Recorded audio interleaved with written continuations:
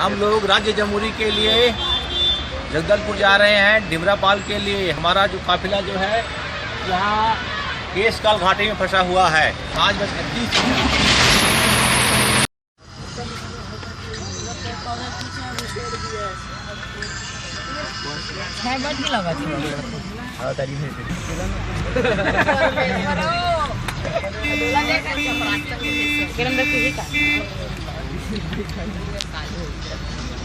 हम लोग अभी 6:10 में केशकाल घाटी पहुँच चुके हैं और हमारा बस जो है भारी जाम में फंसा हुआ है।